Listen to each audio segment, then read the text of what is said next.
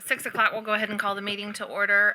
Today is Tuesday, October the 23rd. We are glad you are all with us. Wow, what a room full. Welcome everybody to the Aquilina House building. This is the Leon County School Board. We want to take just a few minutes before we get started with our agenda. Obviously, this has been a traumatic week for our entire community, our surrounding community. A lot of devastation to the extent that I don't think we've ever seen in this area before, and a lot of lives affected. I know that, like me and probably everyone in this room, a part of you last week put everything aside, all politics, all work, all obligations, and set out to reach out to your family, reach out to your neighbors, and then to reach out to people you've never met before to help them. And I look around the room and I see so many people in this room, and I know Superintendent's going to talk about it in a little bit, but so many people who just stopped to help others.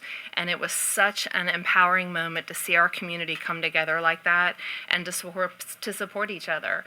It was just really emotional, but so many lives were affected in the counties around us, in Bay, in Franklin, Gadsden, Wakulla, Jackson, Liberty. It goes on and on and on.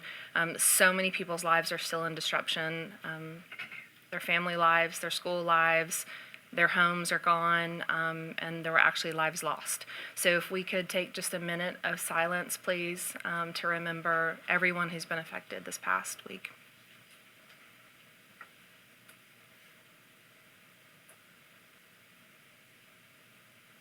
Thank you. Ms. Campbell, we want to open up with Pledge of Allegiance. Yes, ma'am. Saying the Pledge of Allegiance for us today is Miss Mia Colangelo from Fort Braden School. She is in the 3rd grade there and has received straight A's throughout her entire school career. She's a positive role model for her peers in school, and accompanying her today is Miss Lauren Colangelo and her little sister, Claudia. Everybody please stand for the Pledge of Allegiance. I pledge allegiance to the flag of the United States of America and to the republic for which it stands, one nation, under God, indivisible, with liberty and justice for all.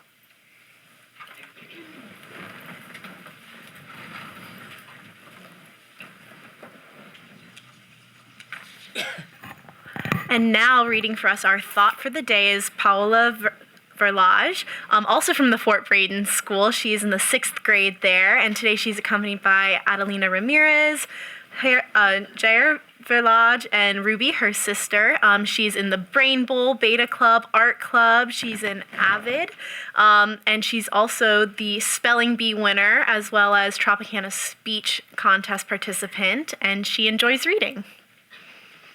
Good evening. Thank you for allowing me to be here tonight. I challenge you to really listen to my thought for the day and choose to embrace this life we were given. Today, I choose life. Every morning when I wake up, I can choose joy, happiness, negativity, pain. To feel the freedom that comes from being able to continue to make mistakes and choices. Today, I choose to feel life, not to deny my humanity, but embrace it. By Kevin McCoy. Thank you.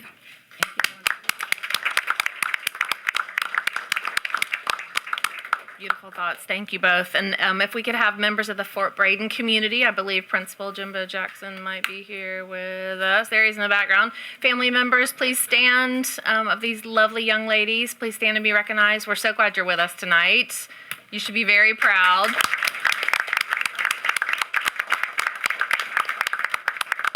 You girls did an amazing job, but I have to say what I noticed most was your big smiles, both of you. Very smiley. We love to see that. So thank you for being here. You're welcome to stay with us, but if you would like to leave, you're more than welcome to. As we move on. Yes, ma'am. I want to say something. It is a delight to hear you choose life, and that's a very good feeling at this time. I thank you for what you do at Fort Braden. Mr. Jackson, Jimbo Jackson, where are you? Okay. Thank you for what you do. Always, and making sure the families are involved. Thank you. Have a good evening. Thank you, guys. All right, 1.03, final public hearing for the 2018-19 budget. I believe Mr. Wimberly wanted to make a few comments here. Yes. I'm going to take you through this document. This is a re-advertisement of the budget. Nothing changed number-wise. It's the same budget you did before. It's the same millage rates. There were a couple of errors in the ads that the Department of Revenue determined that we need to re-advertise. So we're doing as we were being told by the Department of Revenue. Before I go there, though, let me make sure the rollback rate is always a big deal, and I don't want to. That's part of the trim law, and the last thing I want to do is run afoul of trim again. So if you will, for letter A here, under number 1, the taxing authority is the School Board of Leon County, Florida, and the millage rate to be levied at 6.343 is more than the rollback rate computed pursuant to section 200.065, paren 1, Florida statute, by 1.79%. Having said that, if you would turn your page, the first error that they determined we made is we put parentheses around 340,849. In the accounting world, you put parentheses around numbers you're subtracting. They said that is not allowable in this ad. So we fixed that in the new ad that was published on Saturday.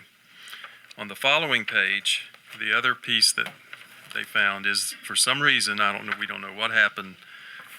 What is circled there should have said 1.500. Don't know how this happened, but it did. We didn't catch it. They did.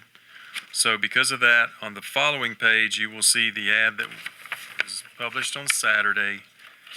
The only difference, though, on this ad is we did, in the one Saturday, we only put the notice of, under the notice of tax for school capital outlay. There's a statement there that the previous notice placed by the Leon County School Board has been determined by the Department of Revenue to be in violation of the law, necessitating the second notice. We only had to put that one time. We didn't put it twice. But that we were instructed to do it that way. They held our hand on this one. Hope this never happens again. In the past, minor errors have been found. They just notify us and say, here it is, try to do better next time. This time, for whatever reason, we had to redo it. So, having said that, that page is the budget piece, the same exact budget, same exact millage, same exact wording we had before. The resolution is the same. We gave you a page that summarized the budget because it's easier to read than that ad. It's the same as that you adopted. And the savings to the taxpayer is still $40.25 less for a $200,000 home. So. Okay. So Meryl, we need to go through these actions again just to get like We we did need to last go time. through the whole So adoption. we can open the public hearing. Any speakers? Yes. Do we have any speakers? Not on this item, Your Honor. Close public hearing. So board members, we're going to need 3. There's an action requested there if we want to start there. Yes, Madam Chair. Thank you, Ms. Bowen. The superintendent recommends approval of the adoption of the resolution found in board documents and to set an operating millage at real property of 4.843 mills. All right. Is that a motion? Was that a motion? Yes. Yes. Okay, so I need a second. Second. All right, moved by Bowen, second by Lewis Butler. All in favor? Aye. Opposed? Passes unanimously. We need another one? Number 4? Yes. Number 4. Number 4. I move resolution on adoption of local capital improvement tax levy. Can you read the Second. action You gotta requested? read it. The action requested? Read it. Action requested. Superintendent recommends approval of the resolution found in the board documents to establish a discretionary millage of 1.50 mils for the purpose of funding capital improvement projects as provided for in section 1011.71, parens 2, Florida statutes. Second. Moved by Wood, second by Lewis Butler. All in favor? Aye. Aye. Opposed? Passes unanimously. Thank you. One more, number 5. Madam Chair. Yes, ma'am. I move the superintendent's recommendation for the adoption of final district budget summary in the recommendation approval for the adoption of the final estimated budget as the final budget of the fiscal year 2018-2019 as presented at the public hearing. Second. Moved by Bowen, second by Lewis Butler. All in favor? Aye. Opposed? Passes unanimously. Thank you. Thank you, Mr. Wimberly. you. Appreciate that. Thank you. All right, 1.04, adoption of the annual financial report. They did it. Fiscal year ending June 30, 2018. Yes, this is the annual financial report for the end of the year for fiscal year June 30, 2018. Adoption of this tomorrow. I will transmit it to the Department of Education. I gave you a brief synopsis of this AFR. The total net position is 179.9 million, which is a 4.9% increase from 16-17. Total assets are 569 million, representing an increase of 17.8 million. Capital assets increased 9.5 million. Current assets increased 8.3 million. I thought it was important to let you know that the debt is going down. Certificates of participation, lease purchase payable, and bonds payable decreased 12.9 million from 194.1 to 181.2 million. I also want to reemphasize that we had a good year in the general fund. We've made that very public many times, and we'll make it public again. End of the year with 28.2 million, which is 10.4% of the general fund revenues.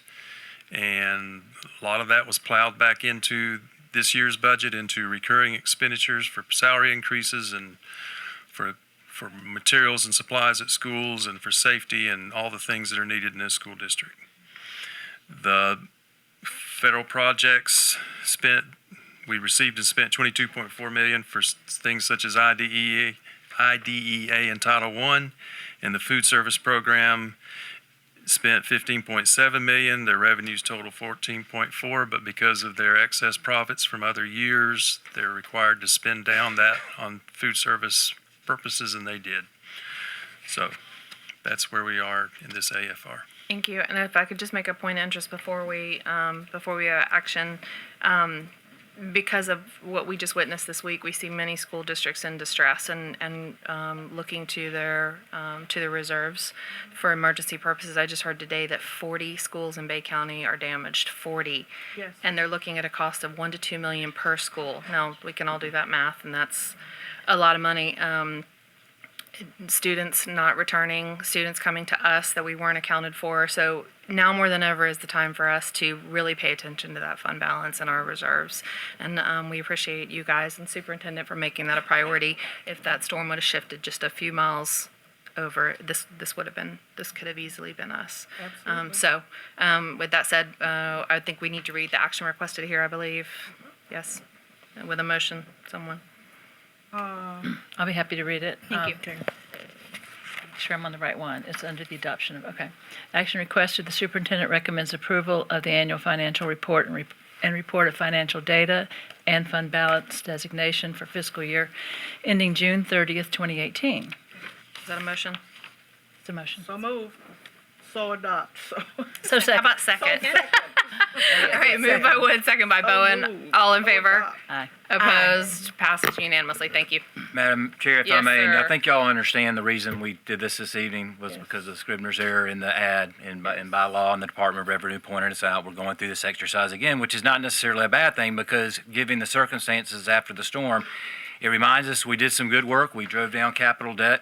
We increased our emergency reserve over the last 2 years by $2 million, and we strengthened our unrestricted fund balance. And you also gave a good raise package to our blue-collar workers. Many of them here this evening are very appreciative of that, as well as giving money to the arts and athletics and school supplies. So we did some good work, but you also have to, again, there's a reminder of a rainy day is a rainy day. And unfortunately, the people west of us are experiencing just that. So that's why it's very important that we protect the financial assets of the school district.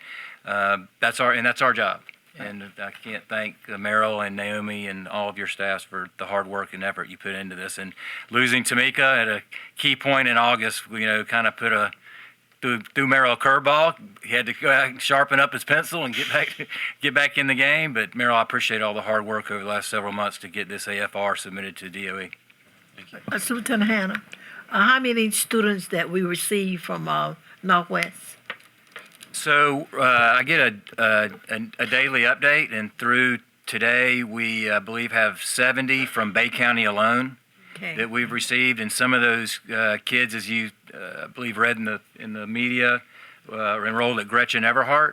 Their residential home was completely destroyed, and so they sent those students, some of them here, to a residential facility, and they are being housed at a facility on Appleyard Drive right down the street, and they are attending Gretchen Everhart. We addressed those students. Dr. Cox and I met individually with Ms. Floyd Bullen to get resources quickly to her to help those students, because they're very fragile, and for their world turned upside down when that storm came through, and their house, everything, they lost everything. So we're probably at about 110 at a minimum that we know from affected counties. We aren't sure about Alabama and Georgia because those are a little harder to track, but we know we're well over 100 in the last week and a half. Okay, good I job. think we're going to do some more hurricane update here in a minute. If you don't mind, let's get through changes and additions, and then we'll go back. We good? Okay, let me know when. Great. Okay. Okay. All right, Ms. Lewis Butler, changes and additions, please. 2.01. Yes, ma'am. Okay, thank you. The superintendent recommends approval of change in addition to the October 23rd, 2018 school board meeting agenda as presented. Number 1, item 7.03, approval of personnel action, October 23rd, 2018. Replace documentation and change the information in public content to reflect this change.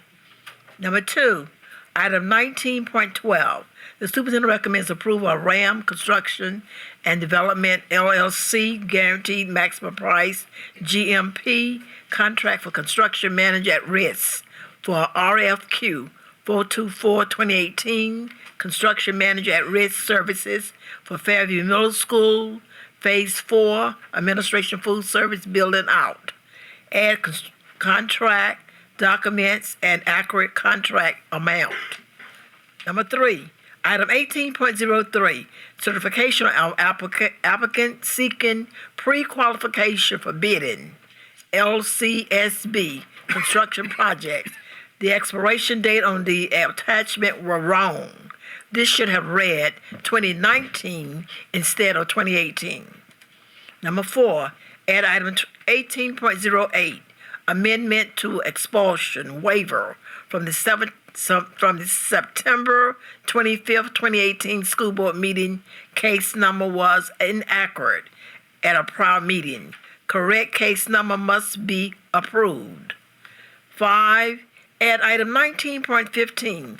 The superintendent recommends approval to advertise policy 1430, leaves of absence, for a public hearing and adoption on December the 11th, 2018. Number 6, add item 1.04, adoption on annual finance report for fiscal year ending June 30th, 2018. Number 7, add item 19.16, agreement for the interim FSU Primary Health, TM, clinic between the school board of Leon County and the Florida State University. Finalized agreement language from both partners received after the agenda was published. 8, item 18.08, amendment to expulsion waiver from the September 25th, 2018 school board meeting. The action requested and the item summary section were updated. Thank you, Ms. Lewis Butler. To have a motion to approve. Move approval. Second. Moved by Wood, second by Bowen. All in favor? Aye. Opposed? Passes unanimously. Thank you. Superintendent spotlights. Yes, Madam Chair. So 2 weeks ago on Sunday, October the 7th, I was walking out of my local Circle K with a cup of coffee and a newspaper, and I was walking in and said, well, I guess you're going to have a busy week this week. And I turned to him and I said, well, yeah, every week's pretty busy. So I expected to be busy. So I went home and sat down and said, I hadn't watched Weather Channel in a while before the NFL games came on and before I was going to head up to the office. So let me check out what's going on. Well, lo and behold, just when I thought we had made it through this season, come to find out we hadn't quite yet. And Monday morning, we welcomed 34,000 kids. And Monday at noon, when we realized how fast this thing was developing, we were mobilizing with the Emergency Operations Center and the people from the county and the city to turn our schools into emergency shelters. And by Wednesday afternoon, made the decision to close schools by Monday afternoon, made the decision to close schools by Monday evening at 5 through the rest of the week. And Tuesday quickly turned several of our schools, all of our large high schools except for Rickards, which is under construction, and Fort Braden into emergency shelters. Called the site administrators, and several of them are here tonight. They didn't flinch. And by 6 o'clock Tuesday night, we had around 1,500 Leon County residents and residents from surrounding communities that were living in our shelters. They lived there through the duration of the storm, and then when the storm passed on Thursday, we called in Mr. Watkins and his staff, and once they realized that their homes were secure and they took care of their families, they came out and the dirt team went back to work. And that's the district emergency response team. And they started evaluating all of our sites and all of our facilities. Well, then the next question is, well, when's school starting back? And everyone wants to know. But state government wants to know. FSU wants to know. President Thrasher was calling. TCC wants to know. Everything, it seemed, for some reason, hinges on when Leon County Schools is running or not running. So they wait on us to make a decision before a lot of these other decisions are made. Friday at noon, after a lot of hard work by our folks, I heard the city government and our mayor announce that by Sunday evening they expected that 90% or more of our residents would have power. Around midday on Friday, made the decision with 30 some of our schools still without power that we were going to have school Monday morning come heck or high water. And I'm looking at Wilbur sitting here and Ronnie Tab and Butch and all of the folks in maintenance. And we owe a big deal of gratitude to both the city of Tallahassee City Utilities, Jimbo with Talquin Electric. They had talked about Fort Braden being out a week and a half. And I think when I made the decision to open schools Monday morning and then FSU followed and other pieces came into play, they realized that a lot of that happening or making that possible and to be safe was going to rely on the city utilities and the city Talquin Electric to make that happen.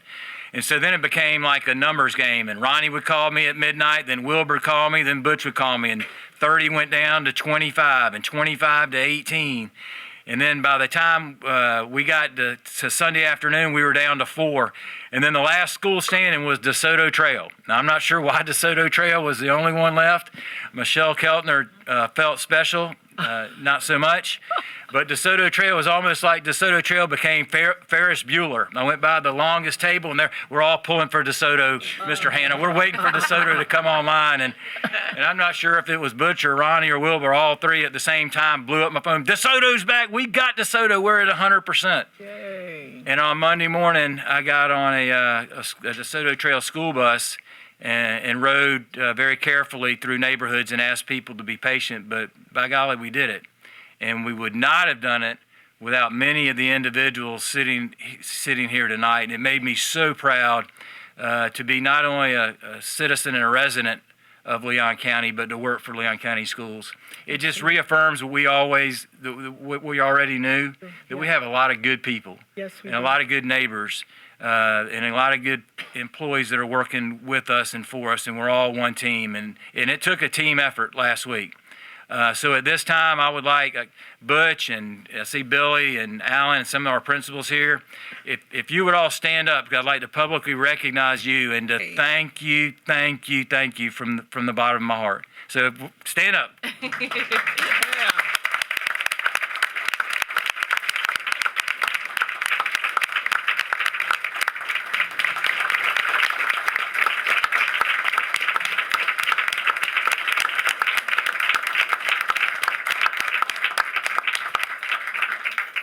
Yeah, Chris, want to take a picture? Yeah, let's do Yeah, let's all come up here and take a picture. But I see we had the family affair with the Lightfoots. We have Steve Mills. Steve Mills left his own school at Deer Lake to go run Lincoln. But countless administrators and teachers. I mean, the list goes on and on and on. But man, guys and gals, I can't thank you enough. So let's take a little group photo and celebrate this accomplishment. Yes, it is noteworthy.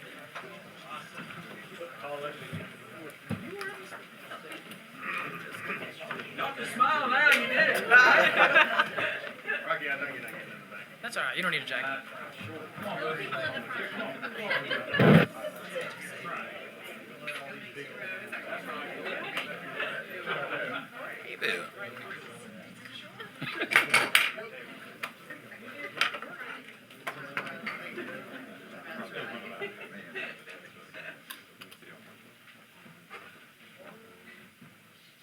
Stop here.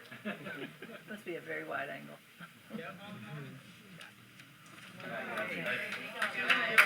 Thank you. Yes. So as a thank you to Butch and his staff and those maintenance guys, we're having a cookout. When, Dr. Gill? Friday? Friday, we're having a cookout for them. Where? Those of you, where's our cookout? Admin, whatever that is, the complex? Yeah.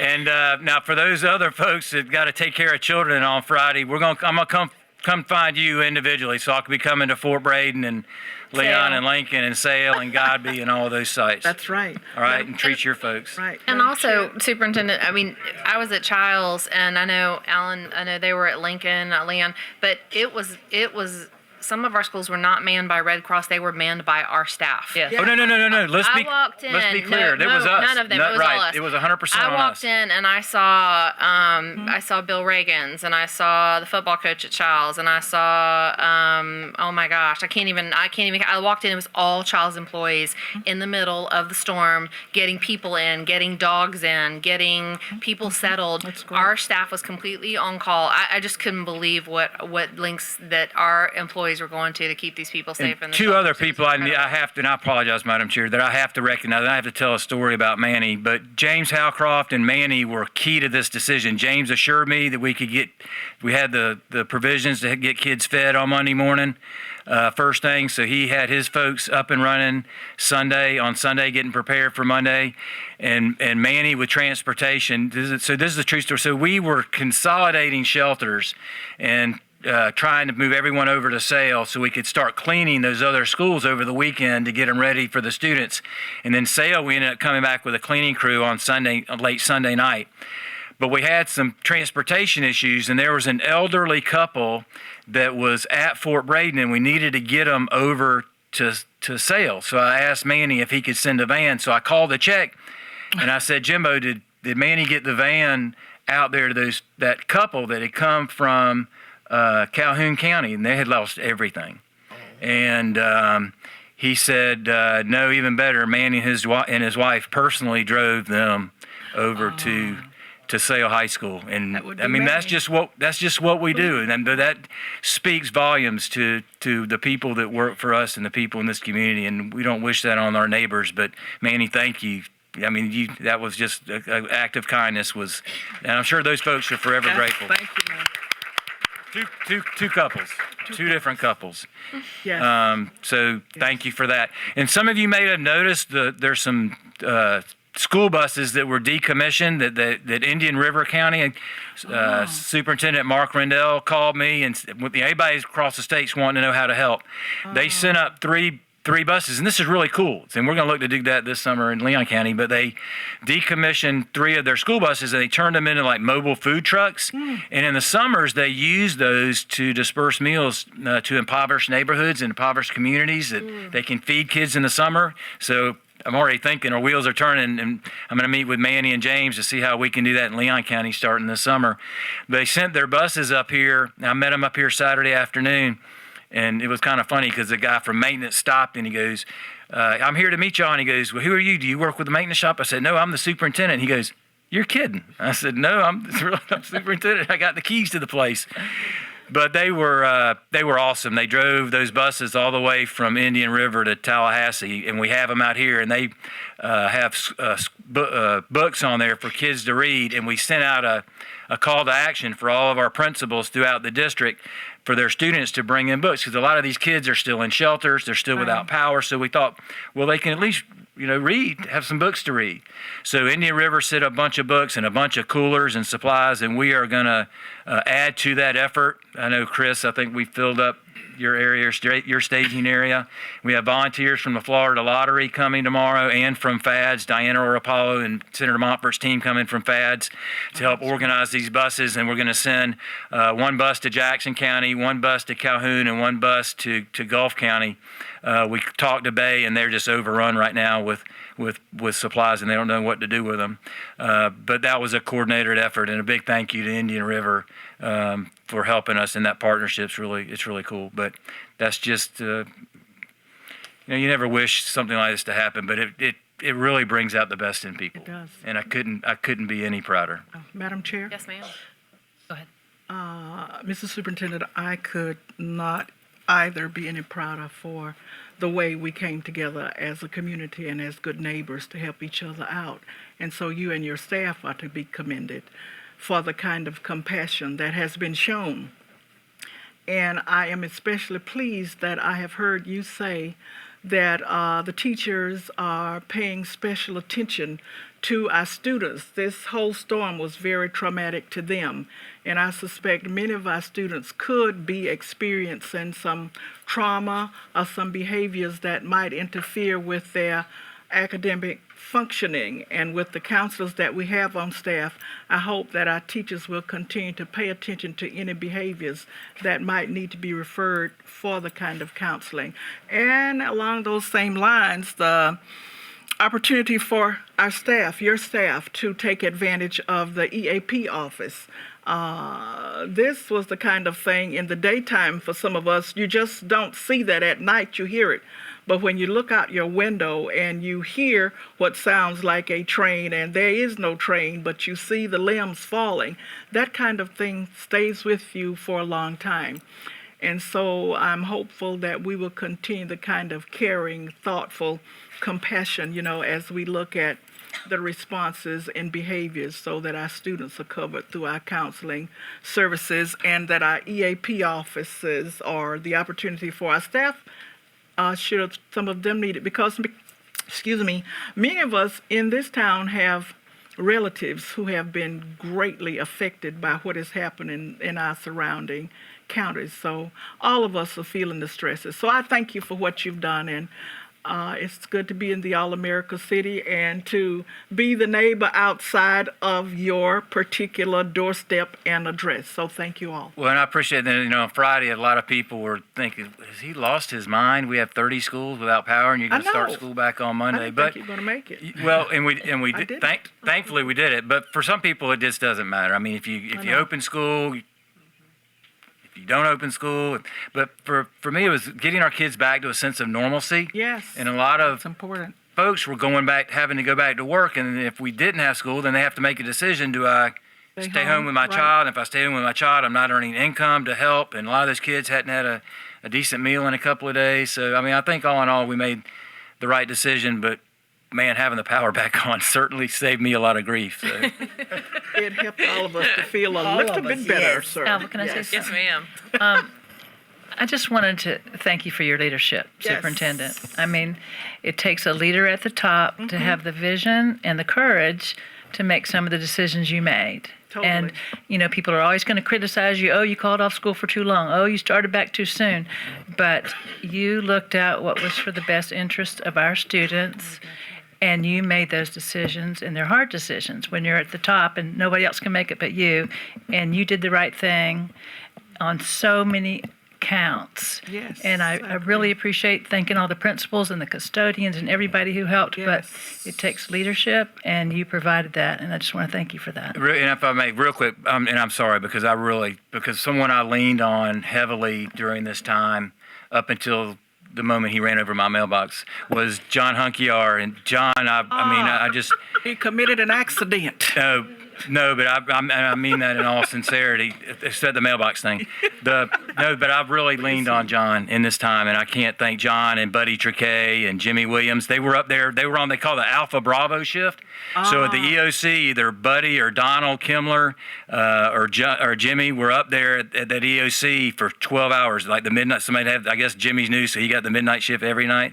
But but I really leaned on John, and Chris was very instrumental in getting, because a lot of it's communication. Right. You know, the more you Absolutely. communicate, the better off you're going to be, for better or worse. That's Let them right. tell them what's going on. Don't Right. you know? Be transparent. So, Yeah. but Chris, I was blowing his the best we could with the little cell service, but I really relied on John and Chris, and then Buddy and Donald and Jimmy to keep us tuned into what was going on with the emergency management folks with the city and the county. Well, the students will say that's the way we roll, Mr. Superintendent. That's, roll like that. That's what y'all say? I want to thank the superintendent as well. You did an excellent job in making very sure and communicating. On the conference call, as Ms. Bowen stated, that we are making very sure that the principals will relate to the teachers on how to communicate to the students as they return to school. And I was at Pineview School, and that did happen. They were so kind to them and making very sure their needs were met. And thank you for communicating that on the conference call, to make sure all principals hear the same thing at the same time. And thank you for what you did for the community, and to reach out, the parents and everybody, the students. They were so thankful because of they were hurting, and then when that I know where you're going. Thank goodness Naomi has left. But yeah, we were proud to do that. Yes, when that happened, it just relieved so much stress, and from the students and the families and the parents, everybody sent their thank yous to you. Yes. And we thank you for Well, that. it was your idea, and I thank you for planting the seed with the idea, and I was glad we could make that happen. With folks got to go out on a Saturday and enjoy the ball game with Rickards and Guyby and get a hamburger or a hot dog to eat. And so it was, I think, and from what I understand, there was about 3,000 people there. Right. So I think you had a really good idea, Miss Lewis Butler. Thank you. And we want to thank all the participants in that and making sure that they had food to eat. The community came together in Tallahassee. That's right. So thank you. It's a great town to live in. It is.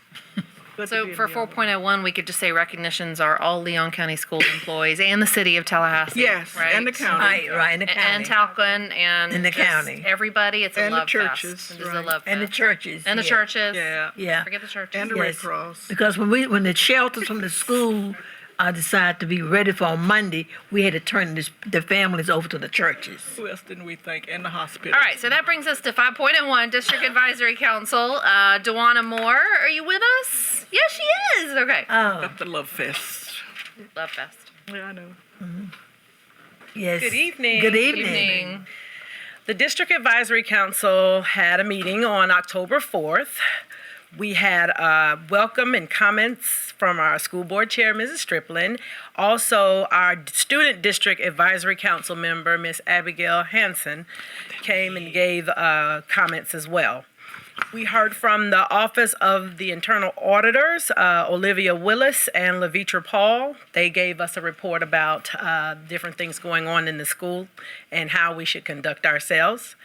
We had a presentation from Dr. Shelley McKendrick with the Turnabout Counseling Services and all that they have to offer. She said that in the last school year, they were in 13 elementary schools, 9 middle schools, and 7 high schools servicing our students. So we were glad to hear that. She's the clinical director. ACE, Mrs. Regina Browning, and the ACE community family gave us a best practice, and they were ready. It was absolutely awesome. The best practices, and they told us all of the wonderful things that are going on at ACE, and we thoroughly enjoyed their presentation. We talked about school policies, and we took a vote on school policies 4130.02, 3130.02, 1130.02, 1362.01, 3362.01, 4362.01, 8605, 6320.02. All of the policies have to deal with the nepotism and anti-fraternization, religious expression and continuing contracts. So all of the policies did pass unanimously. And we thank Marlene Feliciano and Dr. Gale for their presentation with the policies. Dr. Gale also talked with us about Advanced Ed District accreditation. The committee will come February 2019 to pay us a visit. She also talked with us about the 2016-2021 Strategic Plan Review. Our homework this month, was to review the vision, mission, and core beliefs statement and be ready to discuss on November 1st, our next district advisory meeting. Thank you. Thank you. Thank you. Madam Chair. Yes, ma'am. I need to say to Ms. Moore that when the DAC speaks, this board continues to listen. Thank you. And we thank you for the hard work that you and your board do. And we just want you to know that we really appreciate what you do. Thank you so much. Thank you all for Thank you. listening. Thank you.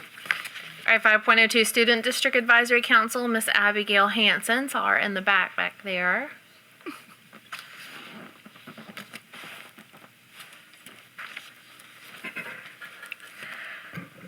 All right. So the very first meeting of the Student District Advisory Council took place on the 17th. Pardon. And students from Leon County Virtual Schools, Rickards, Childs, Leon, Godby, and Sale were all in attendance. Superintendent Rocky Hanna also came, which was greatly appreciated, and he posed a question to the group regarding school start times. We plan to take this question out to the schools and gain opinions from a broader audience. However, I did want to mention that when discussing it with the council, board members considered that changing the start time for high school students might not be preferable, given that selecting not to have a first period instead, when they can instead take a seventh, is an option. It is understood that transport does complicate the choice for many, but nonetheless, those on the board concluded that given all the extracurriculars, jobs, and homework that they have to do after school, delayed start time and accompanying later release would make getting all of this completed and still getting enough sleep might even increase in difficulty. We will further discuss this after getting more information from the rest of the student body. As well as discussing the superintendent's question, elections were held to appoint a vice chair and a secretary for the Student District Advisory Council. Dwayne Reese of Rickards was appointed to vice chair, and Logan Henderson of Godby was appointed to secretary. I wanted to thank them both for being willing to take on these roles. And the final portion of our meeting consisted of, with the intention of beginning to determine what issues our schools were facing, I posed the question to the board with the intention of students expressing what they would view as the most valuable exemplary aspect of their school, as well as what about their school could be improved upon. Discussions that came out of this question did culminate in our discovering what we think could be a possible focus for this committee during this particular school year, which actually came out to being breaking high school stereotypes for the schools themselves. We hope to expand upon this idea in the next month's meeting, with additional comments coming from student bodies regarding what connotation exists around each high school, and how that affects Leon County schools as a whole. Overall, I do feel that the meeting was successful, and I look forward to expanding upon what we've begun in the upcoming meeting scheduled for the 14th of November. Thank you, Abigail. I love that you guys just jumped in there and started tackling some tough. This was not fluff, people. This was like, let's tackle stereotypes of our high schools. I think that is a great thing to tackle this year, and come back with us on your recommendations. So thank you for that. Madam Chair, if I Yes, may. ma'am. The meeting was filled with just so many bright, excited students who are ready to engage in conversation, and Abigail did a fantastic job leading them, guiding us through the conversation, making sure everyone's voices were heard. So props to you for leading a very successful meeting, and I'm really looking forward to see what comes out of these, because they were ready to talk and engage in discussion right from the get-go. All right. Couldn't And agree it's more. also- Thank you very much. It's great Good to have all job. the high schools represented in this discussion, so great job. Wonderful. Thank you, Abigail. I appreciate it. Thank you very much. Thank you for your leadership. 5.03 Title I Advisory Council, none to date. 5.04 Comcast Cares Day 2018. I see Stephanie Bowden with us, Comcast employee extraordinaire. Yes. Tee it up. Okay. Good evening, Madam Chair, school board members, and Superintendent Hannah. As you know, Leon County Schools has a very strong Partners for Excellence program. And tonight, I'm delighted to share with you about two partnerships that we have. I'm going to begin to tell you tonight about Comcast. Comcast has been a tremendous partner with Leon County Schools for several years. And Comcast Cares Day is the nation's largest single-day corporate volunteer event, and it's a powerful representation of Comcast's commitment to community service.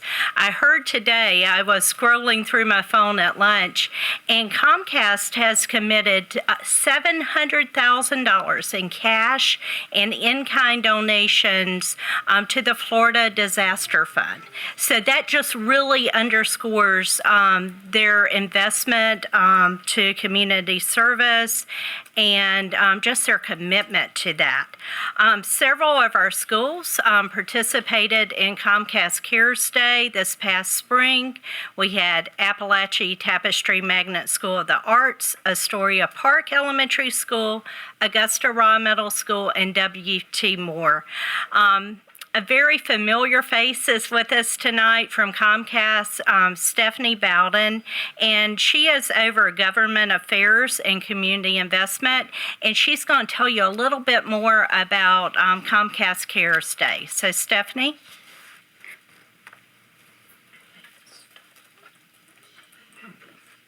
Good evening. Good evening. I have my team here with me. It's not just myself that does things at Comcast, but first, Superintendent Hannah, thank you for the opportunity to be here. I would be remiss if I did not recognize Dr. Gell and Kelly just for all of your assistance throughout the year, especially with Comcast Cares Day. Thank you so much. Chair Striplin, as well as Ms. Bowen. I know I can lean on you to call if I have any questions, so thank you very much for all that you guys do. Kelly definitely pretty much took away my speech for the evening, so I don't have much to say outside of giving back to our community. Our community is in our DNA at Comcast. Our employees work very hard to make sure we are taking care of the community that we live in, we work in, where our friends and family are located. So it's very important when it's time for Comcast Cares Day. As she mentioned, it is the nation's largest day of community service. This past April, just in my market alone, we had over 4,000 volunteers participate in various projects. So very excited about the numbers, very excited about the impact that we're able to make in our community, especially our schools here in the Leon County School District. April was an amazing month, and we now know that the date for 2019 is Saturday, May 5th. So I've started receiving phone calls from schools, or rather phone calls and emails from schools, but Saturday, May 4th is the big date, and we can do projects next year anytime from April 27th to May 5th. So if you start getting the word out, and I know I'll be working closely again with Dr. Gell and Kelly when it comes to the schools that we're going to work with this year. But I also want to give a big shout out to the principals that I worked with. I mean, this would not have been successful without them. Dr. Sanders, Ms. Anderson, Dr. Small, and Dr. Wilson, who is living the life right now in retirement. Those four schools, I mean, it was a joy to work with them, the creativity that the schools were able to come up with. So just very honored to work with them. And on that note, not only are we giving back with community service, but our foundation also gives a grant to those that we partner with. And I'm excited to say with the four schools that we worked with this past year, we have a grant in the amount of over $40,000 that is coming to those individual schools. That is the combined total. They each have their own amount that they're getting, but over $40,000 is going to the four schools that we have mentioned. So very excited.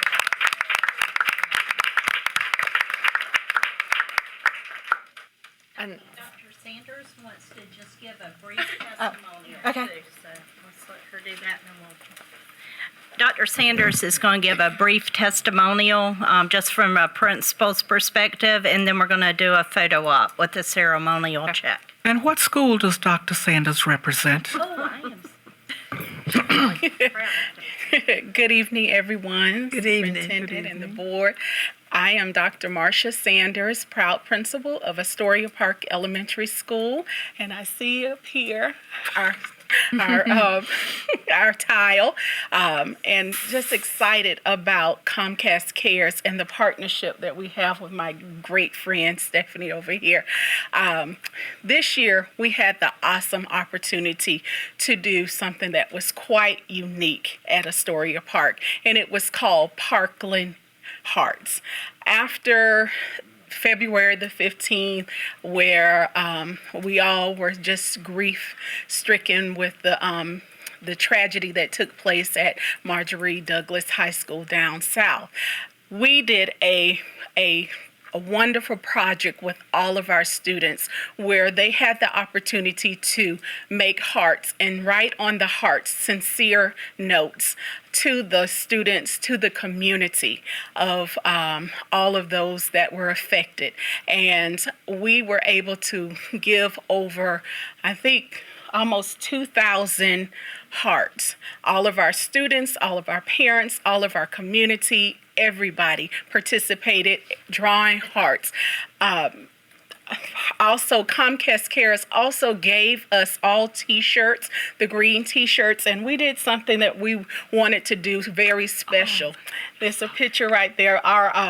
We all took a picture together wearing our T-shirts, and I wanted everyone to be together, and we wanted to send them to let them know that it's Astoria Park. And down at the bottom, you see Comcast Cares and Astoria Loves Parkland. We wanted them to know how much we appreciate them, how much we love them, and how much we care for them, that we really care for them from Leon County. I also offered the other schools to participate, the principals to participate in the project as well, because we want it to be not only Astoria Park Cares, but Leon County Cares. So I want to say to our partners, Comcast, I am truly, truly grateful for this opportunity. What you do for schools is just phenomenal. One of my favorite poets says, Ralph Morrison says,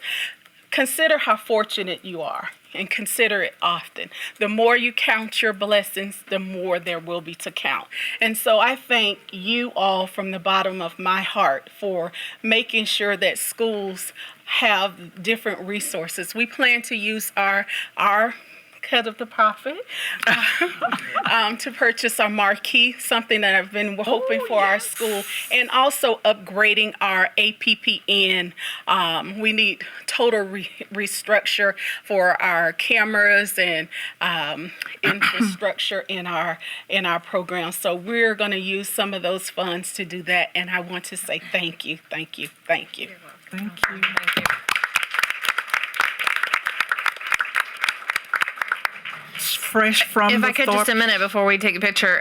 So Comcast not only supports Leon County Schools, but they are also a supporter of Big Brothers Big Sisters, my agency, and many others.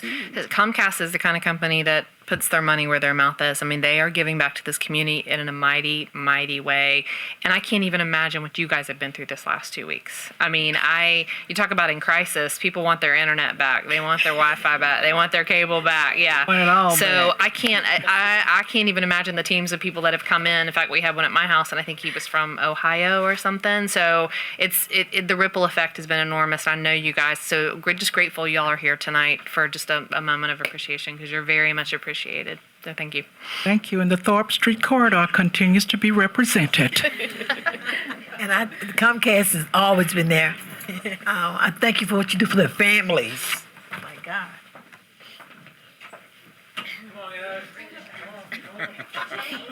It's too much for me.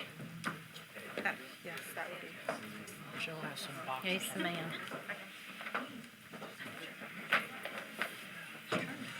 Wait, it's still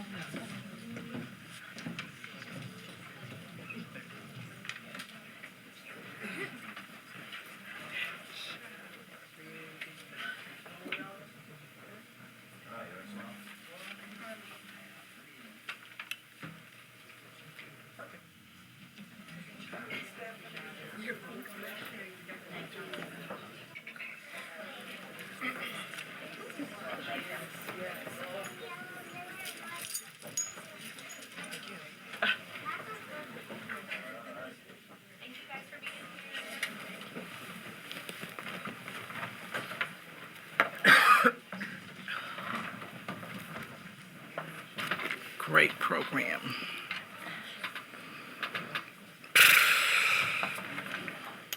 All right. 5.05 opening nights at Florida State University, and I believe we have a little packet with us. Are you doing this one as well, Kelly? Oh, okay. Okay, so I promised you a second partnership that we would talk about tonight. Leon County Schools has enjoyed an amazing partnership with FSU Opening Nights. For many years, Opening Nights has been invested at Appalachia Tapestry Magnet School of the Arts and Augusta Raw Middle School, but many of our other schools benefit too because they send in performers. Opening Night has really engaged our students in a once-of-a-lifetime cultural activities. Tonight we have the director of Opening Nights with us, Dr. Michael Blotchley, and he's going to come up and speak about Opening Nights, and he'll introduce his team.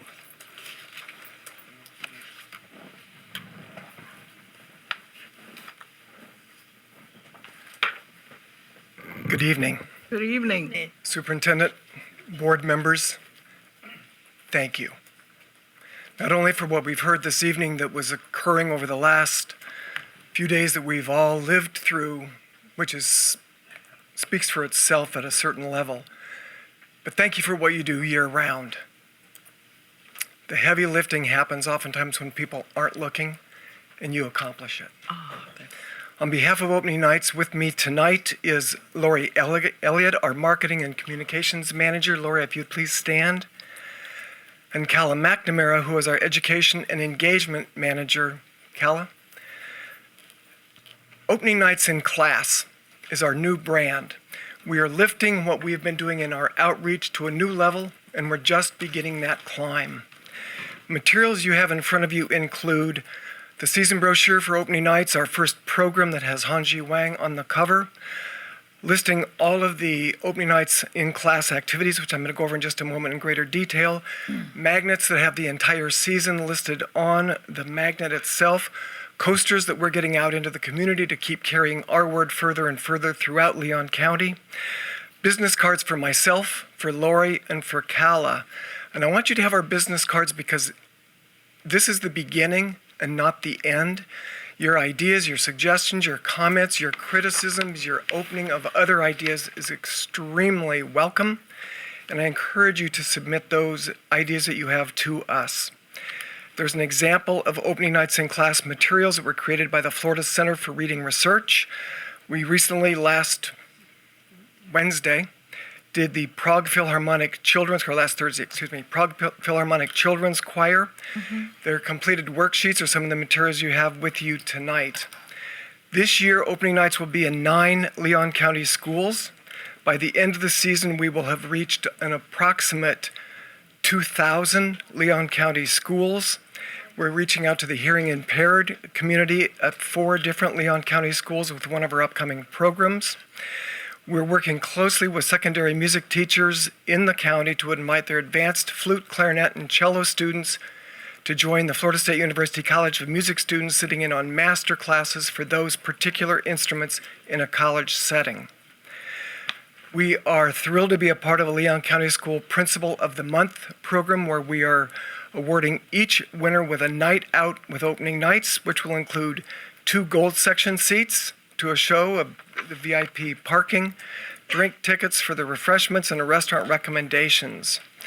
Your guide of the activities is on the horizontal grid that's in front of you. I'm going to quickly run through those and highlight some of the things that are happening.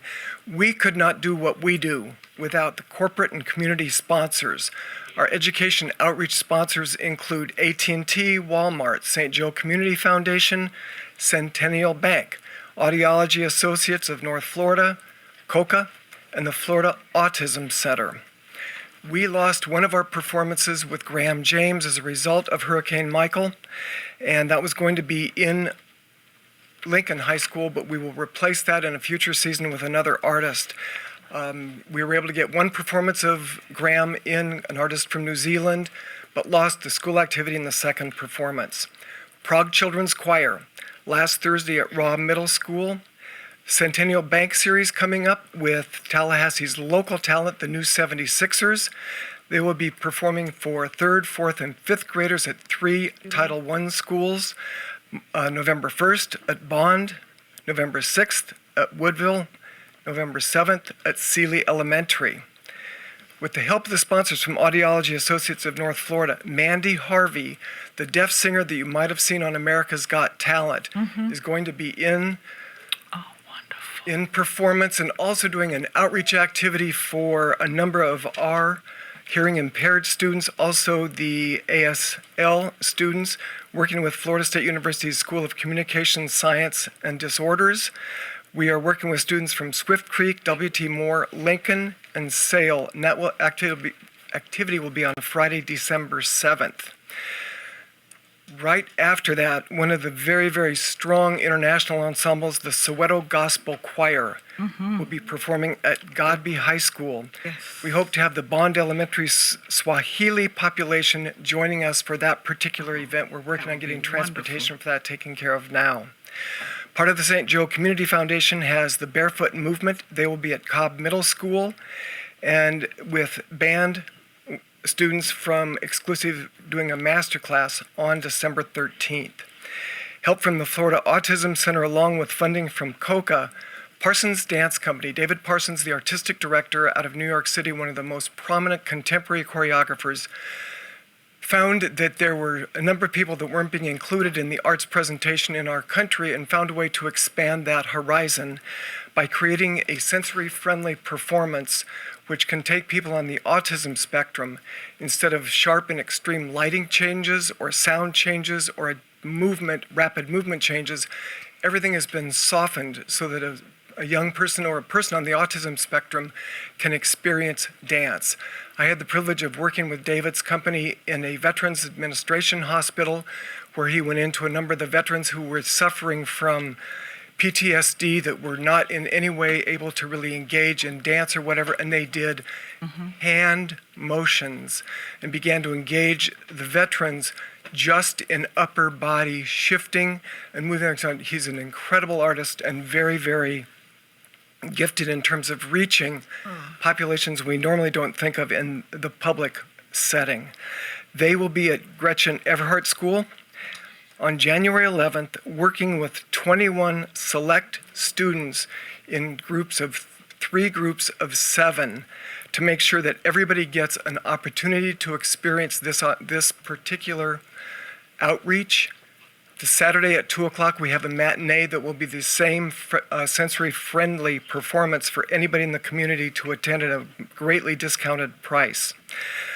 The house staff, for those of you that have attended any of our performances, will also be trained in dealing with this special needs population when they come into the theater. Walmart will be sponsoring Makana in the Appalachia Tapestry Magnet School. Makana is an artist from Hawaii. He will be dealing with the Polynesian culture, the Hawaiian culture, and going through the entirety of the slack key guitar, which is a very indigenous instrument to Hawaii. Support and encouragement from Superintendent Hannah. Makana will also be visiting Wakulla, Jefferson, and Gadsden County schools, helping our neighboring school districts to be able to experience opening nights in class, which is, you accurately described earlier, is much more critical now than it was when we put the plans together some months ago. We're growing towards the next year and subsequent years. This is just the beginning. We want your thoughts, your ideas, your reactions, your input. We want you to join us whenever you can. And I will conclude as I opened. Thank you. Wow. Thank you. Thank you. Great. Yes, Ms. Bella. Yes, this is great, and that is a wonderful opening and closing, and I'd like to use it just to say thank you for this wonderful partnership that we are experiencing right now with the Florida State University and, of course, with the Leon County School System. I looked at this packet when I first sat down, and my eyes fell just as a real grown-up would on the Temptations and the Four Tops. But anyway, They are important. However, this is equally important to all of our. Yeah, you see where I'm coming from, right? Yeah. You might be over 40. 1964 was a big year. It's when Motown was created. You see what I'm saying? That's it. That's how we roll. I was created This too. is. So This some is good, so some important. bad. Still a year. Right. But this is so important. I look so forward to this. And as I looked at your brochures here, the performing arts are, in fact, as you say, helpful in connecting people and in building bridges. And so I look forward to these performances, and we'll certainly try to attend many of them at our schools if there's a seat.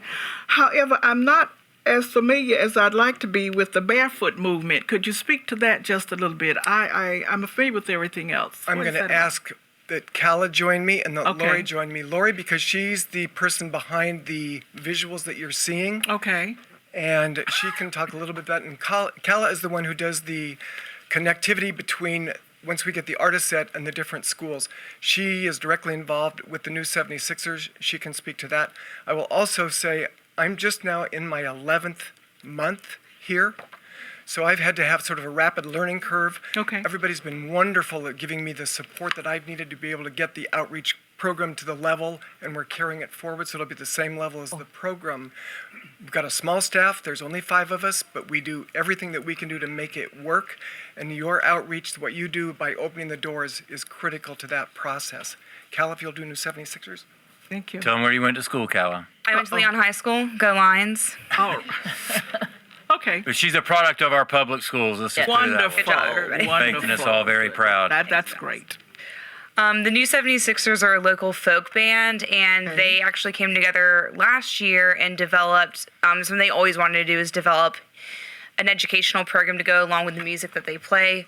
They're a folk band from town. They're a family band, so a lot of Appalachian music, but they do an excellent job of explaining the difference between bluegrass and blues and how that grew and developed, and like the history behind it, how the Industrial Revolution had a big part of that music genre developing as people came out of the villages and started getting together in cities and like, oh, you have this instrument? Oh, I have this instrument. And they got together and started playing. And they also do a really lovely, which we're a little nervous about, but they wanted to explain songs to me, protest songs, and the history of that. They do a really beautiful job of showing protest songs of the past and those top 40 pop today. Okay, well, wonderful. So that's Thank the you. Barefoot and New 76ers. Thank you. Look forward to it. Yes, sir. And the images that you have in front of you and the written word and wherever you see us, including the bus in town that's got opening nights all over as a result of Lori Elliott, our marketing. Just to answer your question quickly, the Barefoot Movement is actually a bluegrass band, and they perform barefoot, and it's all about the movement and feeling the music, and really what we try to do with our education programs too is have a diverse offering to all of our students throughout the county. Yes, of course. More than 1/3 of the performers that we are bringing in through opening nights are actually going into the schools and participating in the opening nights and class program. So we're really proud of that, as well as we're trying to focus on many international performers as well, so that these children have an opportunity to see and hear and interact with performers from all around the world. As was mentioned, the Prague Philharmonic. And it was Yes. really cute because during that presentation, one of the first questions that a child asked was, "What language do you speak?" And so to see that kind of interaction is really gratifying. So thank you.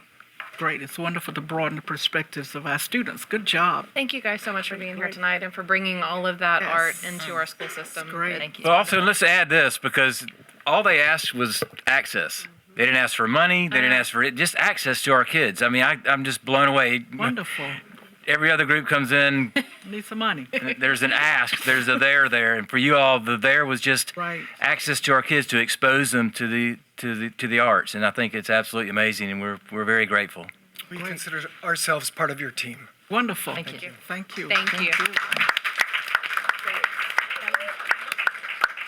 Thank you, opening nights. We appreciate y'all being here tonight. I want to thank Kelly Walker, too, for what she does. Yes. And bringing the partners and making sure all schools have partners to work with. And this was a highlight tonight. Thank you, Kelly. Yes, ma'am. Good job. All right. 5.06 Minority Enterprise Development, otherwise fondly known as MED. Otherwise and known as Midweek. Rod. Yep. Mr. McQueen. That's a good plug. Madam Chair, Superintendent, board members.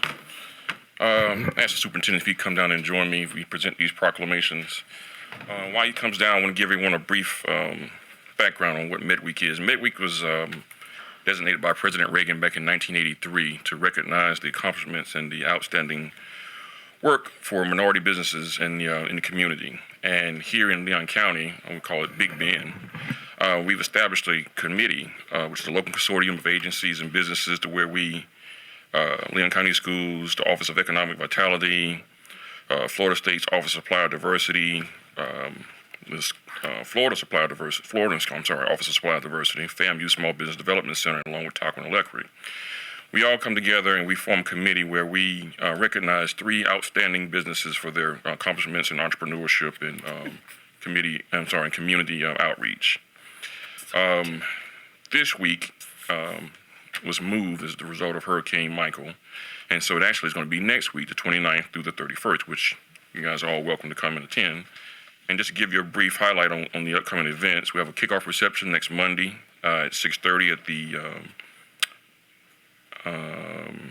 Hampton Inn? At the Hampton Inn, sorry, at 6:30. Tuesday, we're going to have an exchange with local businesses at the Department of Revenue at 8:30 to about 12, where local businesses come and that want to take in partnership or learn how to work with Leon County Schools, Office of Supply Diversity, Office of Economic Vitality, and other large businesses. On Wednesday, we're going to have our town hall meeting with Southside and Frenchtown. Individuals when working in those areas are going to come and speak to the community in regard to opportunities available in those areas. And then we have our annual luncheon at 11:30. With that being said, we're going to recognize the 2 of our individuals that are here for their outstanding accomplishments. First, the Midweek community would like to recognize Mr. Vince Raffington of Vince Formals. Yay, Vince.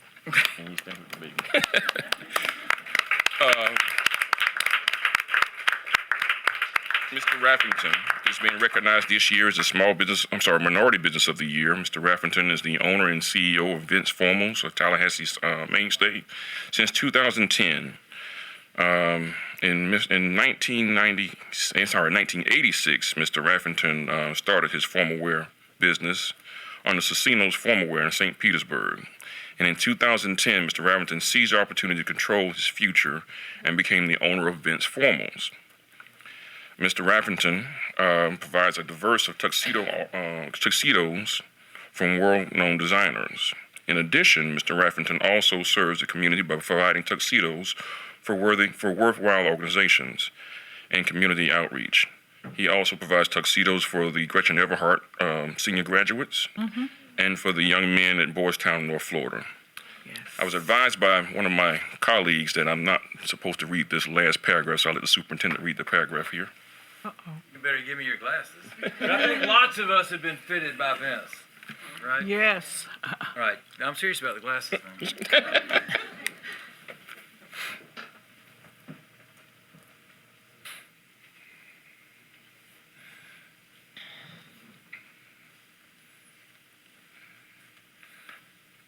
Right. All right, let me get the mic. How about that? So my mom can hear us. Now, therefore, be it resolved that we, as superintendent and chair of the Leon County School Board, do hereby encourage all staff, students, and citizens to recognize the benefits derived from the entrepreneurial initiatives of minority-owned businesses during Minority Enterprise Development Week, and to applaud the outstanding accomplishments and contributions of Mr. Vincent Raffington and Formals by Vince as 2018 Minority Business Enterprise of the Year. So Vince, come up. Congratulations. Yay, Vince.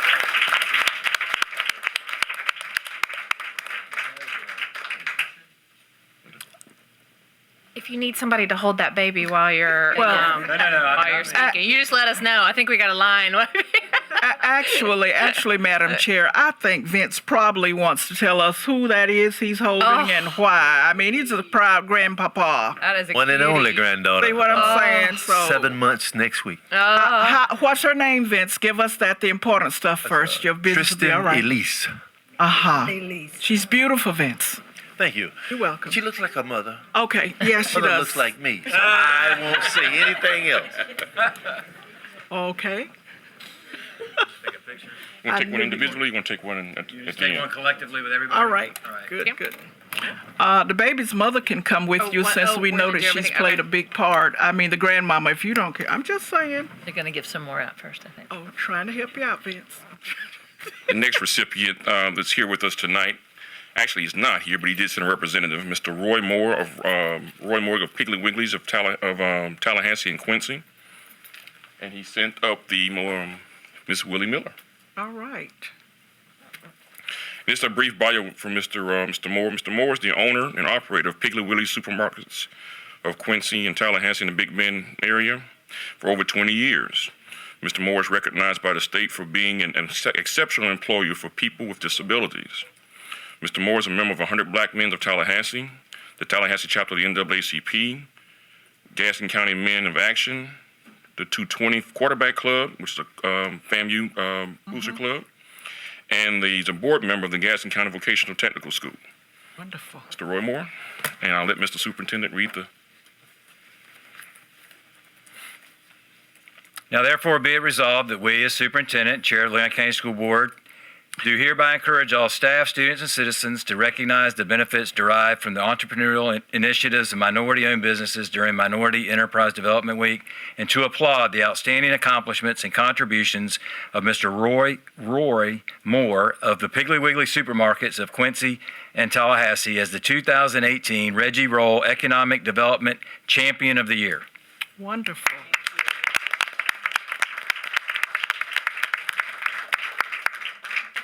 Thank you. Are there others? And our last recipient, she's not here, but she's also an outstanding small minority business in the community. Ms. Kay Stevenson of Datamax, and I'll read a short little bio on her. Ms. Stevenson has been here with 30 years of experience in criminal justice and information sharing industry. She's the founder and president of Datamax Group, headquarters in Tallahassee, one of the largest providers of advanced communications, data access, information sharing, enterprise intelligence, and access control solutions in law enforcement, criminal justice, and public safety and industries.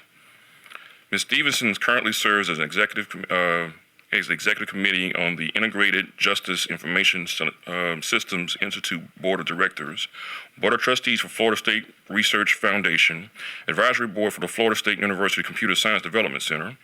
Ms. Stevens serves for 8 years on Board of Directors for the Tallahassee-Leon County Council for Cultural Arts, including serving as chairperson, and served a full term on the United Way Big Bend Board and the Tallahassee-Leon County Economic Development Council. I don't know if you want to read hers or not. Sure, why not? All right, so we know by now how it starts, right? And we'd like to recognize and applaud the outstanding accomplishments and contributions of Kay Stevenson and Datamax as the 2018 Woman Business Enterprise of the Year. And congratulations to Datamax. Yeah. And accepted the award on behalf is going to be my committee member, Miss LaTanya Rafferton, Vince's wife. All right. Well,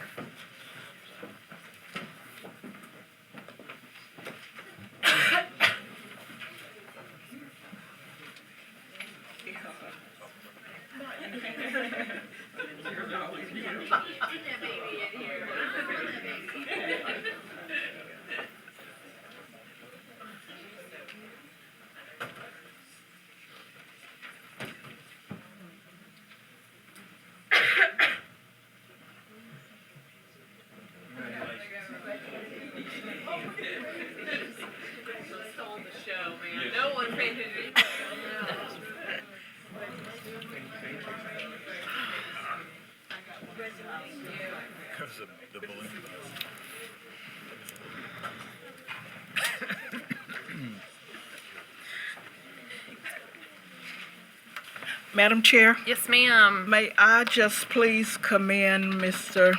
Irod for the outstanding work that he is doing in his position as coordinator for this office. And I'd like to also say that I have frequented both of these businesses on a regular basis, and they do provide outstanding products. You owe me, Vince. Okay?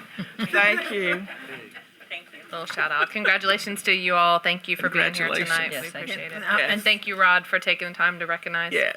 these businesses. Good job. I wanted to commend Mr. McQueen as well. Thank you for what you're doing for the community and small business. All right. All right, persons to be heard. Madam Chair, Yes, ma'am. there are 3 speakers. Okay. First speaker is Sean Ruan. Ruan, thank you. If you could please come up to the podium. Give us your name, address for the record, and you will have 3 minutes.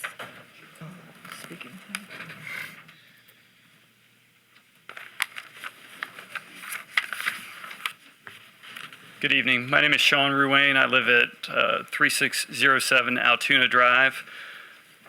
I've heard a lot of good things tonight about leadership and communications and tough decisions that have been made.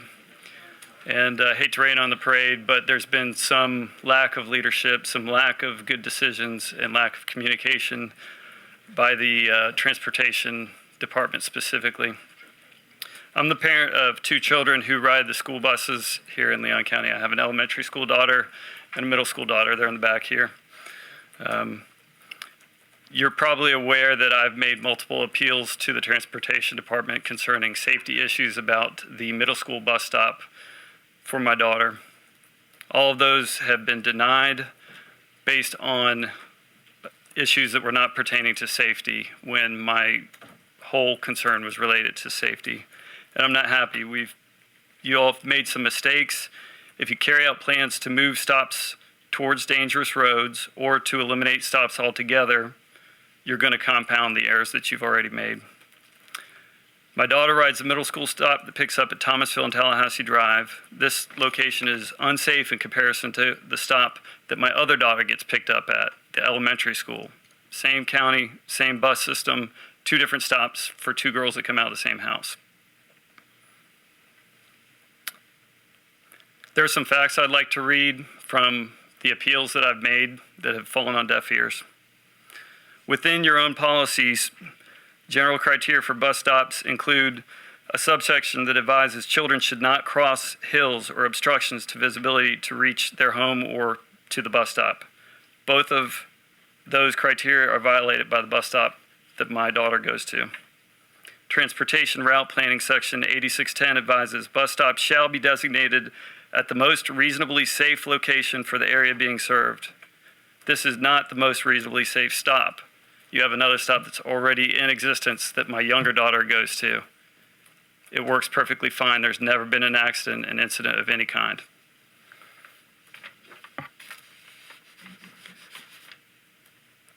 Ms. Strickland supports our concern, yet the only official response provided by the Director of Transportation has ignored safety and referenced an unrelated policy that focuses on the distance that my daughter walks from her home to the bus stop.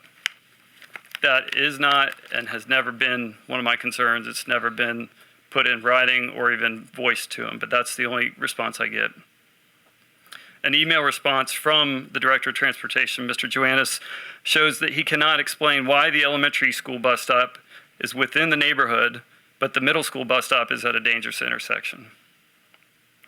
The appeal process afforded to our neighbors has not been processed in good faith. Mr. Joannis heard the 3rd appeal and advised me within the first 2 minutes that he had already made up his mind that I had wasted my time. Time. Thank you. Thank you for being here. We appreciate it. Thank you. Speaker number 2 is Michelle Parvatier, and I apologize, I have butchered that last name. If you could please come up, give us your full name and your address for the record, and you will have 3 minutes.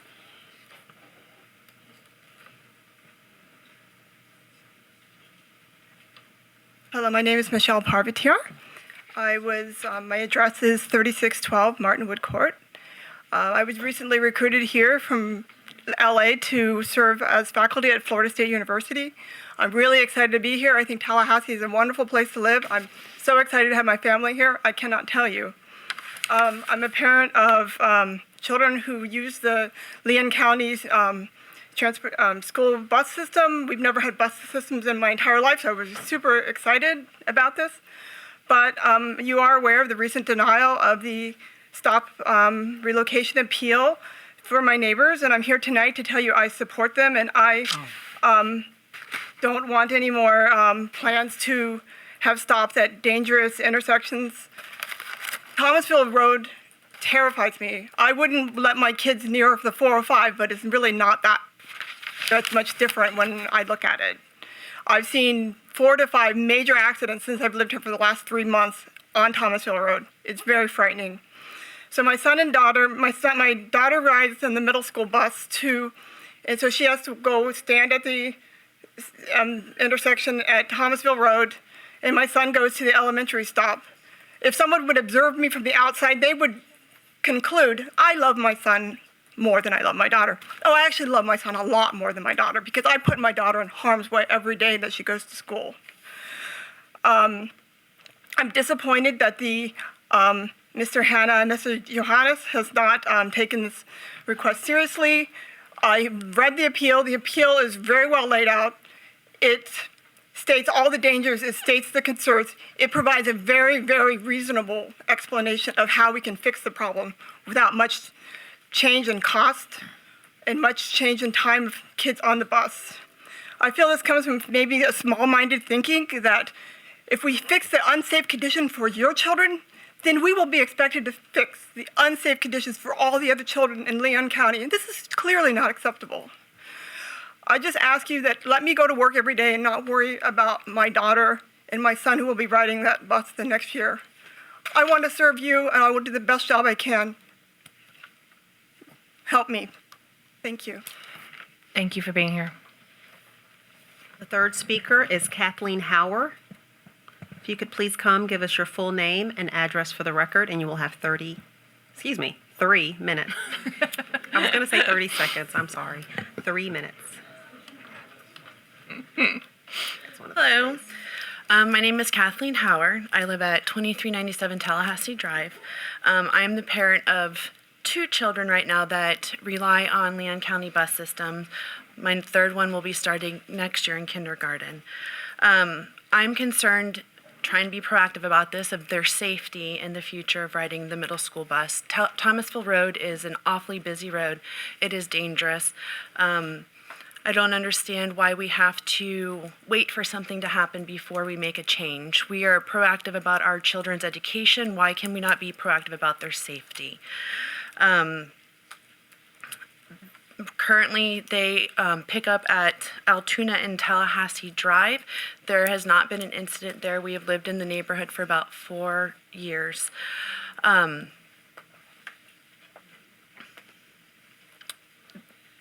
Walking to the bus stop at the top of Thomasville Road is dangerous, as Sean had pointed out previously.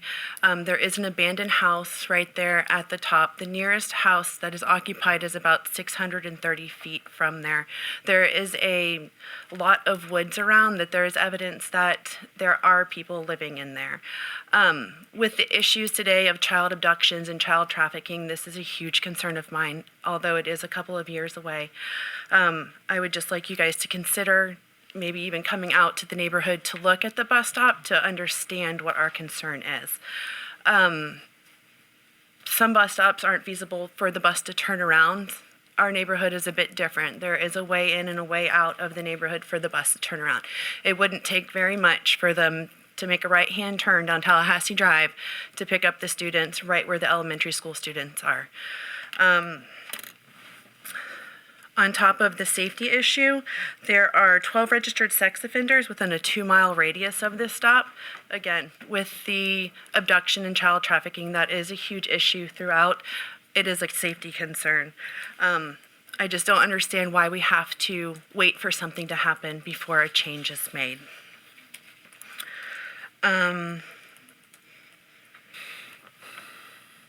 That is, I think, all I have to say today. I just want you guys to consider the safety of our children. Thank you.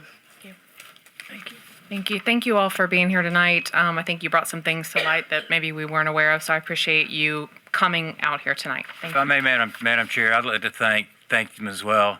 You know, sometimes in life you have to just agree to disagree. One thing I will take exception to is that I and members of my staff did not take this seriously. We did, and we do. And Mr. Rowan, we've had conversations before about this particular stop. We have numerous stops on Thomasville Road. We have numerous stops on Mahan, on Capitol Circle, on Bluntstown Highway, on Woodville Highway. Safety is always a concern. I have a daughter, and I asked my staff and Mr. Joannis, if that was your 12-year-old daughter, how would you feel? And I've been to the stop, as your daughter can attest. She's in my wife's class at Montfort Middle School. And I have a picture of the stop in question. I don't know if we can get to the Denver. Can we get to the screen? Oh, there it is. All right. So that's Tallahassee Drive. And Tallahassee Drive is what you would call a spur route. Mr. Joannis inherited thousands of routes, 1,300 of those. We can just leave it just like it is. 1,300 of those were courtesy routes. When you go off into neighborhoods with small streets, and Tallahassee Drive and Altoona both are very narrow roads. So these kids walk down Tallahassee Drive, and we can't explain where these routes came from, how they were started decades and decades ago, but we inherited them, and we're going, like we talked about yesterday in our workshop, to a new system with Edgelog that's going to fine-tune routing and bring us into this century. And there may be some growing pains along the way. But at Tallahassee Drive, one of the many stops we have on Thomasville Road, students walk down Tallahassee Drive to this area, and you can see there's a sidewalk there. And in addition to the sidewalk, there's a large grass area where kids don't actually even have to stand on the sidewalk. They stand off the sidewalk in the grass area, and then when the bus pulls up, they step out, they get on the bus on a right-hand exit entry, and they go on their way to the next stop down Thomasville Road. I get it. I understand, and I appreciate all the work you had done and you put into this. And I think this is a case where we're just going to agree to disagree. Because if I agreed to this, then we'd have to address every single stop we have on Thomasville Road, on Mahan, on Appalachie Parkway, on North and South Monroe Street. But I and the committee, and there was a committee, it went through the process. It went to the route supervisor, it went to a committee made of Ms. Feliciano, Buddy Triquet, and others that looked into this, as did the director and myself. So, thank you.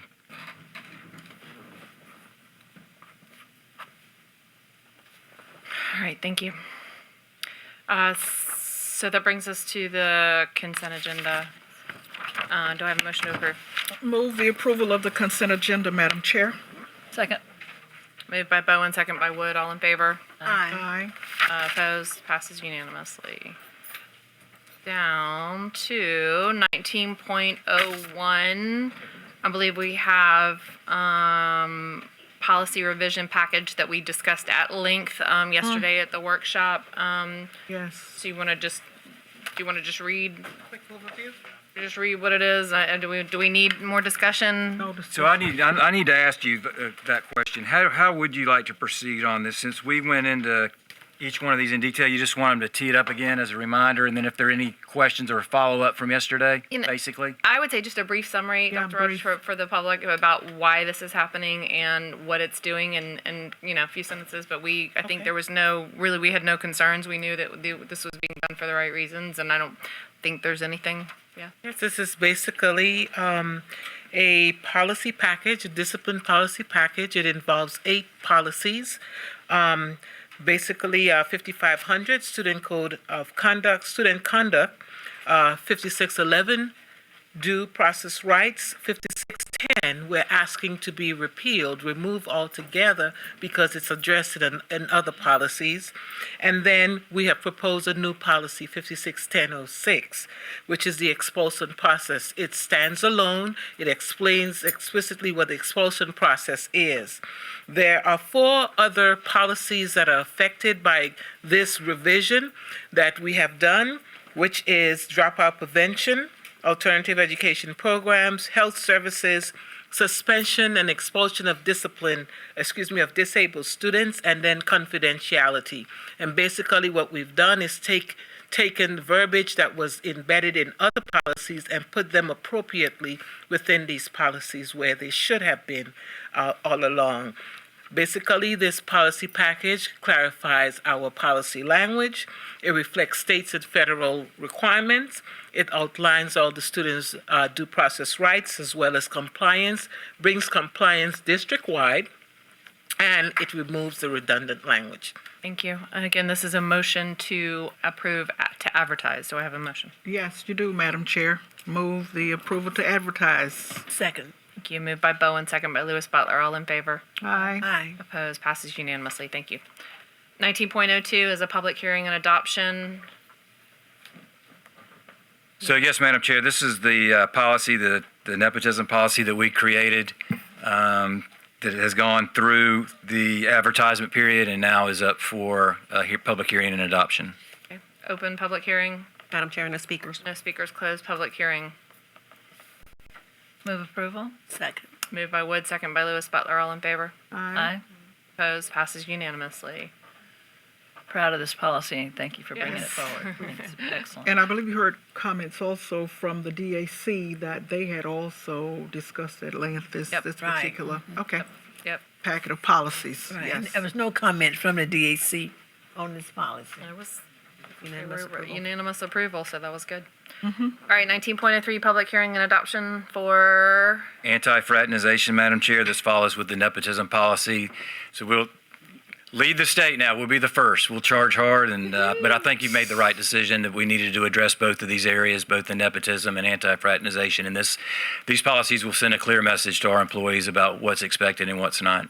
awesome, open public hearing. Madam Chair, no speakers. No speakers, closed public hearing. Do I have a motion? I move the public hearing and adoption of this policy by the superintendent recommendation. Second. Moved by Lewis Butler, second by Wood. All in favor? Aye. Aye. Opposed? Passes unanimously. Thank you. 19.04, another public hearing and adoption for Religious policy expression. Yes. And basically, this is a policy that is now in state statutes that speaks to the fact that students now have a right to express, students and employees express their religious beliefs. Thank you. Open public hearing. Madam Chair, no speakers. No speakers. Closed public hearing. Do I have a motion to adopt? Move Moved it. approval. Second. Moved by everybody, second by everybody. That Moved by worked. Wood, second by Lewis Butler. All in favor? Aye. Aye. Opposed? Passes unanimously. Thank you. 19.05, another public hearing and adoption. 19.05 is continuing contracts. What we've done here is we've opened it up to more professional services. Originally, it was architects and CMs only. Engineers are included in this, and you have more participation with professional services. Thank you. Open public hearing. Madam Chair, there are no speakers. No speakers. Closed public hearing. Motion to adopt. Move to adopt, Madam Chair. Second. Moved by Bowen, second by Wood. All in favor? Aye. Opposed? Passes unanimously. Thank you. 19.06, Tallahassee Memorial Healthcare Employee Assistance Program Agreement. Well, you ask and you shall receive, Ms. Bowen. You said something about the EAP program for our employees, and I think Dr. Gale said she's going to make the first appointment, or at least she always threatens. So this is the contract with Leon County Schools and TMH, and it's a great partnership, Yes, and it's it such a is. valuable resource for all of our employees. Yes, it Awesome. is. Move approval. Second. Moved by Wood, second by Bowen. All in favor? Aye. Opposed? Passes unanimously. Thank you. 19.07, 2018-2020 Schools of Hope, Whole School Transformation Model. Good evening, Superintendent, school board members, Chair. The superintendent recommends approval of Schools of Hope Whole School Transformation Model top competitive grant application for Pineview Elementary School for the 2018-19 school year. The plan is focused on the school providing wraparound services to develop family community partnerships with medical, mental health, legal, transportation, and positive community connections. Move approval. Second. Moved by Wood, second by Bowen. All in favor? Aye. I do have a late question. I should remember. Top Yes, ma'am. three. I'm Wait, sorry. man, I'm sorry. We were in the middle of a vote. Opposed? Excuse me. None. Passes unanimously. Ms. Bowen, did you have Thank a you very question? much. Yes, Madam Chair, I do. Remind me, please, of top three. What does that mean? So TOP is an acronym used by the department for the turnaround plan, TOP. Turnaround plan for Of course. Thank you. Ms. Lewis Butler. Yeah, when would it start? AP then. So it should be TAP, but top. It is going to start upon being awarded and potentially November 1st. So November 1st. So this is the grant. You are voting tonight on the application for the competitive grant. The department will review and then we'll notify those districts and those schools within districts who have been awarded the grant based on their review process. And it would take effect November 1st. So we await now the determination by the department. November the 1st. Once we are awarded, we could be awarded December 1st, but it would take effect backdated to November 1st. So any activities we undertake in November. November. Okay. Yes. All right. Thank you. Thank you. 19.08 Tallahassee Classical School, Inc. Charter Application. Yes, ma'am. The superintendent, as directed by the State Board of Education, recommends approval for the charter application for the Tallahassee Classical School. Move the approval. Second. Moved by Bowen, second by Wood. All in favor? Aye. Opposed? Passes unanimously. Madam Chair, if I may, I Yes. see some members of the Tallahassee Classical School, some of their administrators and staff here. I just want to say congratulations, and we're all one family, we're all one team, and whatever we can do to support you and your mission, we're here to support you. We look forward to future conversations as you look for a location, a permanent location, and as you look to make good on that request of ours to look at diversity as a serious issue as you begin to fill your student population as well as your staff, your faculty and staff. So, welcome aboard. Ditto. 19.09 School of Arts and Sciences at the Center, contract extension. Yes, ma'am. Superintendent, school board member, school chair. The superintendent recommends approval of Amendment 4, a 10-year contract extension to the School of Arts and Sciences Foundation contract authorizing the operation of the School of Arts and Sciences at the center.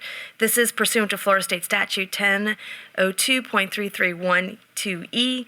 A charter that is deemed high-performing is authorized to receive a modification of its charter to a term of 15 years or a 15-year charter renewal. This charter may be modified or renewed for a shorter term at the option of the high-performing charter school. I move the approval. Second. Moved by Bowen, second by Wood. All in favor? Aye. Opposed? Passes unanimously. 19.10 five-year Madam education. Chair, Yes, I'd say one thing. I wanted to commend the School of Arts and Sciences on their diversity plan that you submitted to us, your outreach plan. I really appreciate that and think it's going to go a long way to speaking to a few of the needs that we had spoken to. So thank you for that. And Yes. It's a wonderful school. Yes. Appreciate what y'all do. Thank you so much. Thank you. 19.10 five-year educational plan supplemental survey. 1910, the superintendent recommends board approval for the 5-year educational plant survey, supplemental survey for Leon County Schools, version 5.3. Move the approval. Second. Moved by Bowen, second by Lewis Butler. All in favor? Aye. Opposed? Passes unanimously. 19.11. 19.11, superintendent recommends approval of Rippey Construction Company, guaranteed maximum price as a construction management for risk at Woodville K-8 School Site Improvement Project. Guaranteed maximum price is $1,415,000, $415,720.04. Move the approval. Second. Moved by Lewis Butler, second by Bowen. All in favor? Aye. Opposed? Passes unanimously. 19.12. 19.12, superintendent recommends approval for RAM Construction, guaranteed maximum price, construction manager at risk, construction manager services for Fairview Middle School, Phase 4 administration food service build-out. The guaranteed max price is $6,713,750.18. Move the approval. Second. Moved by Lewis Butler, second by Wood. All in favor? Aye. Opposed? Passes unanimously. 19.13. 1913 is superintendent's recommendation for an amendment to Dewberry Engineering's contract. They're the professional service consultant at Woodville K-8 School Improvements Project. The increase will be $8,700. Move the approval. Second. Moved by Bowen, second by Wood. All in favor? Aye. Opposed? Passes unanimously. 19.14, amendment to the 2018-19 school year calendar. Dr. Gale. Good evening. As you know, we discussed this on yesterday. With the advent of Hurricane Michael, Tuesday through Friday of the week before last, school was canceled. We worked with administrators and, of course, our superintendent to amend the calendar such that the end of the first 9 weeks was last Friday, the 19th. The beginning of the second 9 weeks was, in fact, moved to Monday. With the 3 days that have been lost, we will suffer no loss in FTE. We have some time built in to the 300 minutes that is required each day. So just to confirm, at this point in time, we are not adding any school days on to the school year calendar. Madam Chair, that is correct. We are not adding any days onto the school calendar at this juncture. And monitoring high school closely. Yes, ma'am. Yes. And the 9 weeks is not changing. The end of the 9 weeks is not changing. No, ma'am. The end of the 9 weeks will be the last day before winter holidays. Parents have resoundingly said that they don't want that to be spread over. Right. Yes, The ma'am. question, are we notifying parents of these decisions on our website? So Yes, that ma'am. they can That have started access? actually Okay. right before the students came back from the hurricane. Okay. But yes, ma'am. Great. Okay.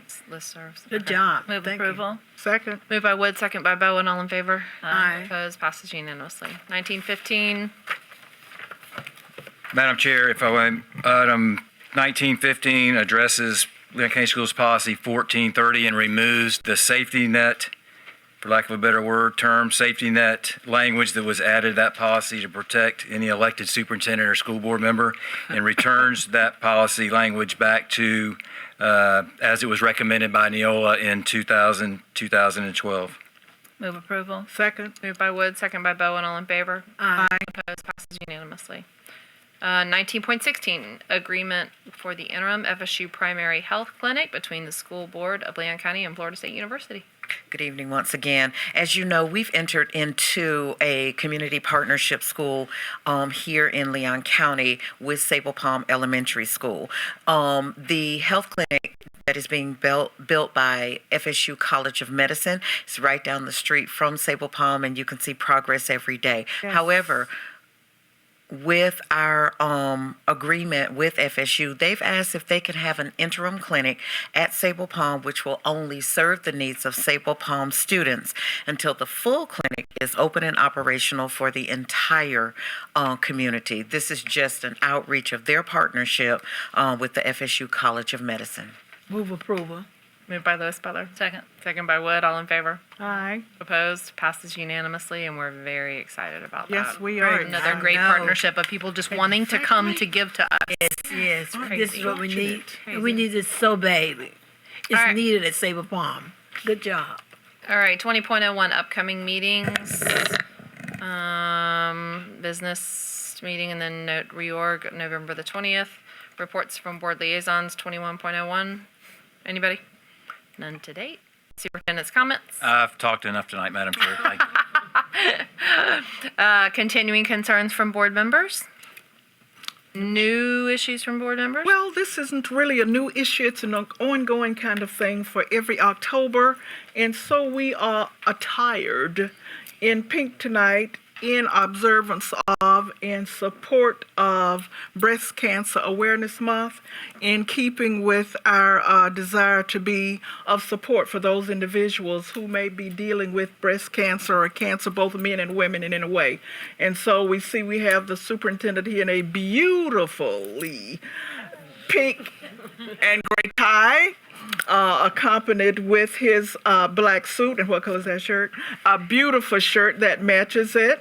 Attorneys in... Like Vince now from the dress. Is that where you got it? Is that where you got it? And our leader here is, of course, nonetheless in gold, but supports us nonetheless. Am I right? Just a complete oversight this morning as I got ready for You work. see, we Sorry, my celebrate. apologies. Exactly. Deep And the apologies. superintendent staff to his immediate left also supports all of the efforts and work and the Jillian forgot too. individuals. I see another. Y'all had to call out Jillian. I said, no, they won't see you. Don't worry about it. Hiding. Yeah. But we're a good team, and we're just thankful that we're in this community, and we just want to show our support for family members and friends, so we do this. That was a great Thank catch. you. And I just, before we close, want to give a shout out to Dr. Rufus Ellis's FAMU Intro to Education class here tonight. Oh, they yes. stay with us. Yay! Woo! look at them. Rattlers in the house. Out in force. Let them stand up. All the rattlers. I think they're going to stand up and walk up here. All right. Rattlers. All right. Well, right. All right. So with that, we adjourn and we welcome you up here to sign what needs to be signed. We're adjourned. We're rattlers too. I'm a rattler. You didn't stand up.